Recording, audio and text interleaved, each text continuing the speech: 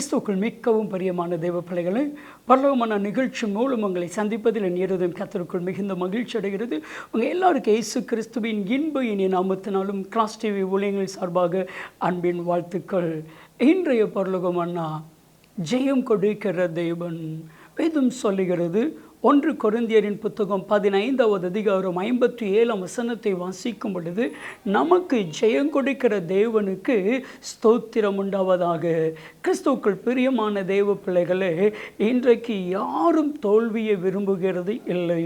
நம்ம வாழ்க்கையில் ஜெயம் கிடைக்காதா, ஒரு மேன்மை கிடைக்காதா என்று தான் நம்ம எல்லாரும் விரும்புகிறோம்.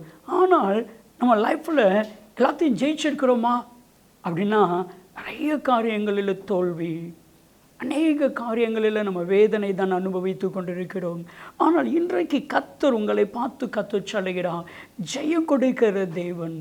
நம்ம என்னதான் பிரயாசப்பட்டாலும், நம்ம என்னதான் முயற்சி பண்ணினாலும், நம்மளால் எதையும் ஜெயிக்க முடியுமா அப்படின்னா இம்பாசிபிள். ஆனால் நமக்கு ஜெயம் கொடுக்கிறவர் உண்டு. நீதிமொழிகளின் புத்தகம் 21:31 வசனத்தை வாசிக்கும் பொழுது, குதிரை நாள்கள் யுத்தத்திற்காக ஆயத்தமாக்கப்படும், ஜெயமோ அது கர்த்தரால் வரும். இன்னைக்கு நம்ம லைஃப்பில் நிறைய காரியத்தில் தோல்வியில், நிறைய காரியத்தை ஜெயிக்க முடியல. நான் நிறைய காரியத்தில் யோசித்து பாருங்களேன்.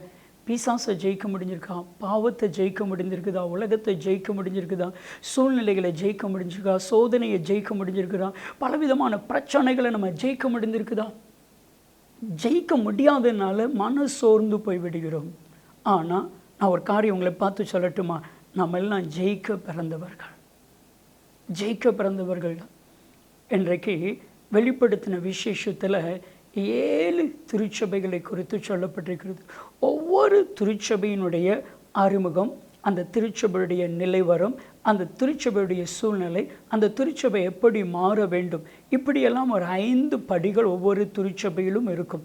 5வது படியில் சொல்லப்பட்டிருக்குது, ஜெயம் கொள்கிறவன் எவனோ. அப்போது ஜெயிக்கிற மனிதனுக்கு தான் ஒரு பெரிய நன்மையை கற்றுக் கொடுக்கிறான். எனக்கு யோசித்து பாருங்கள், ஆதாம் ஏவாளை படைத்ததனுடைய நோக்கம் என்ன தெரியுமா? பிசாசு ஜெயிக்கிறதுக்கு. ஆனால் பிசாசு தான் ஜெயிச்சான்.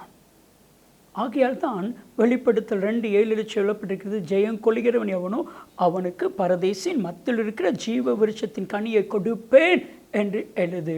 அப்போ நம்ம லைஃப்பில் ஜெயிக்கணும்.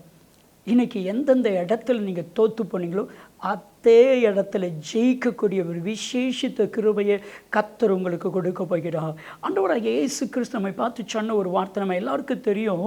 யோவான் 16:33 வாசிக்கும் பொழுது, என் நிமித்தம் உங்களுக்கு சமாதானம் உண்டாகும் பொருட்டு இதை சொல்லுகிறேன், உலகத்தில் உபத்திரவம் உண்டு, திடன் கொள்ளுங்கள், நான் உலகத்தை ஜெயித்தேன்.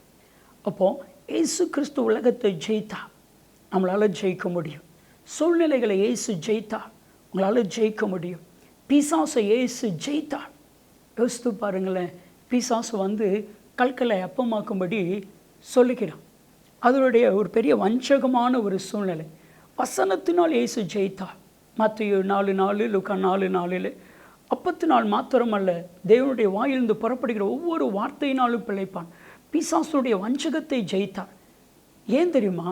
பிசாசை ஆண்டவர் சபித்தான், மண்ணை நீ திம்பா என்று சொல்லி. என்னை மண்ணை திங்க வச்சார்ல, அதனால் கல்லை அப்பமாக்கும்படி செய்து சாப்பிட்டா மண்ணை சாப்பிட்ட மாதிரி தானே. பிசாசனுடைய தந்திரத்தை இயேசு ஜெயித்தார். பரலோகத்து உன்னதத்திலிருந்து சாத்தானை ஆண்டவர் தள்ளிவிட்டார், பாதாளத்தில் தள்ளிவிட்டார். என்னை தள்ளிவிட்டார்ல, நான் இயேசுவை தள்ள முடியாது. ஆண்டவரை பார்த்து பிசாசு சொன்னால், குதியும், அப்பொழுது உம்முடைய தூதர்கள் ஏந்தி கொள்வார்கள். இயேசு குதிச்சிருந்தா பிசாசு ஜெயிச்சிருப்பான். அவனுடைய வஞ்சகம் இன்றைக்கு உங்கள் வாழ்க்கையில் இருக்கிற எல்லா சூழ்நிலைகளை கத்த மாற்றி உங்களுக்கு ஒரு பெரிய ஜெயத்தை கொடுக்க போகிறார். எதெல்லாம் தோற்றீங்களோ, உங்களுடைய தொழிலில் நீங்கள் தோற்றிருந்தீங்கன்னா தொழிலில் ஒரு ஜெயத்தை கொடுக்க போகிறார். உங்களுடைய படிப்பில் தோற்றிருந்தீங்கன்னா படிப்பில் ஜெயத்தை கொடுக்க போகிறார். குடும்ப காரியத்தில் தோற்றுருந்தீங்கன்னா குடும்ப காரியத்தில் ஒரு ஜெயத்தை கொடுக்க போகிறார். எதுலெல்லாம் உங்கள் வாழ்க்கையில் தோல்வி இருந்துச்சோ அத்தனையிலும் ஒரு ஜெயத்தை கொடுக்க போகிறார். என்னுடைய நண்பர் ஒரு தம்பி தெரியும், ஜூடு. அவனுக்கு படிப்பு வராது, எல்லாத்துலேயுமே தோல்வி. அவன் 9th மட்டும் 3 முறை படிச்சிருக்கிறான், எல்லாத்துலேயும் தோல்வி. அவனுடைய பிஸ்னஸ் செய்தான் தோல்வி, எல்லாம் தோல்வியாக முடிந்தது. ஆனால் இயேசுவை ஏற்றுக்கொண்ட பின்பு அவனுக்கு கர்த்தர் திருமணத்தை செய்து கொடுத்தான். திருமணத்தில் ஒரு பெரிய ஜெயம், அவன் வாழ்க்கையே ஜெயமாக மாறினது. அவங்க வீட்டில் எல்லாரும் நல்லா படிச்சிருக்காங்க. அவங்க எல்லாரை காட்டிலும் கர்த்தர் இவனை ஜூட பெரிய ஆசீர்வாதமாய் வைத்தார்.